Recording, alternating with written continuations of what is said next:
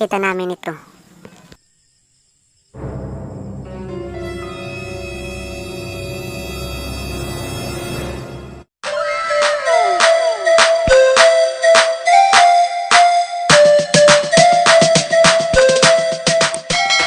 Welcome back mga katsapsoy! Nandito po tayo ngayon sa Lawang Northern Samar at ngayon po ay ika-2 ng Nobyembre 2022. Galing kami ng Lawang Cemetery at doon ay dumalaw kami sa aming mga kaibigan at mga kamag-anakan na yumao. Inabot na kami ng gabi dahil napasarap ang aming huntahan, tawanan, inuman at syempre kulitan mga katsapsoy. Nandito na nga tayo mga katsapsoy sa Barangay Binatiklan, Lawang Northern Samar. Kasunod lang ito ng aming barangay, ang Barangay Magsaysay, Lawang Northern Samar. At mga katsapsoy, yay! Ngayon palang natatakot na ako. May dadaanan tayong nakakatakot na lugar. Dadaan tayo, titigil tayo doon mga katsapsoy at mag-oobserba tayo. Titingnan natin kung may magpaparamdam sa atin. Sana lang wala mga katsapsoy dahil nasanay na tayong ang nagpaparamdam lang sa atin ay yung mga naniningil ng utang. Yay!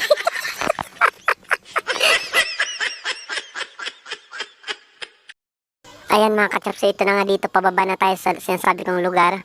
At yay, madilim. Grabe.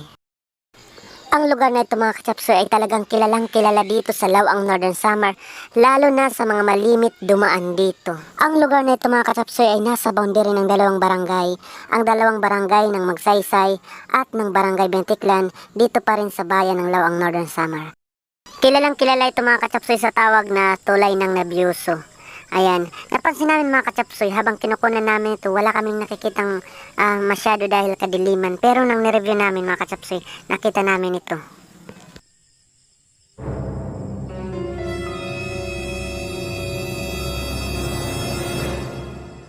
Noong nandoon pa kami sa tulay, hindi namin nakita ito.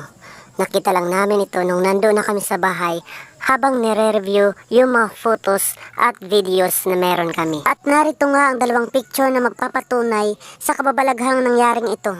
Sa unang picture makikita na walang liwanag, pero katakatakang sa pangalawang kuha ay may makikitang tila maliliit na mga ilaw na kumpul-kumpul.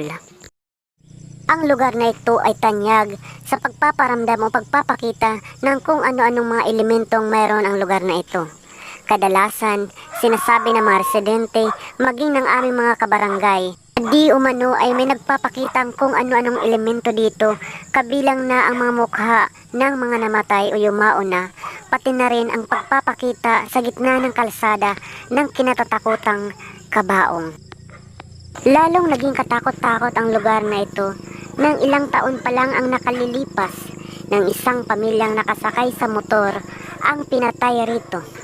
Ang mga kwento ng kababalaghan at katatakutan, pagpapakita ng kung ano-anong elemento dito, pagpapaamoy at pagpaparamdam ng mga nakatira rito ay lalong nadagdagan at tumindi dahil sa trahedyang nangyaring ito. Subalit, ito ay naibsan nang dumating ang elektrisidad o kuryente sa bayan ng Lawang Northern Samar. Naging maingay ang mga bahay na malapit dito dahil sa mga kasayahan, dahil sa mga inuman, dahil sa mga tugtugan, ay unti-unting naglaho ang mga kwento ng kababalaghan sa lugar na ito. Bagaman, paminsan-minsan ay nagpaparamdam pa rin sila na tila ba nais magbigay ng mensahe at babala sa lahat na nandito pa rin sila. Handa silang magparamdam at handa silang magpakita sa sinuman na gagambala sa kanilang pananahimik. Ang di ko makakalimutang karanasan dito ay noong nag-aaral pa ako sa sekundarya sa Lawang National High School. Kalimitang ginagabi kami sa pag-uwi galing sa paaralan dahil naglalakad lamang kami buhat sa aming paaralan pauwi sa aming barangay ng 8 kilometro. Pagdating sa lugar na ito, kung ano-anong malimit naming maamoy sa lugar na ito. Madalas sa umaga, nakakaamoy kami ng mabangong bulaklak. At sa hapon naman, malimit naming maamoy ang nasusunog na nilagang kamote o kamuting kahoy. Hindi maaaring sabihin ng aming naaamoy ay galing sa kalapit na bahay dahil kalimitang walang tao o nasa Maynila ang may-ari ng bahay noong mga panahong iyon.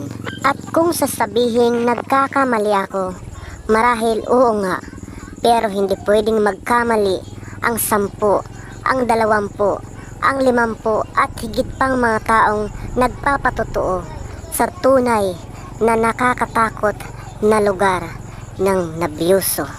Pagkarating namin sa lugar na ito, iba kaagad ang aming pakiramdam.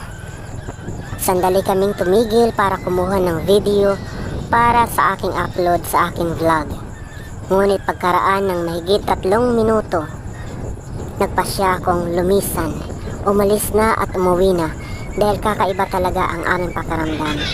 At pagdating namin sa bahay, doon lang namin namalayan, doon lang namin nakita at nasuri na mayroon kaming nakuhanan na kakaibang mga larawan.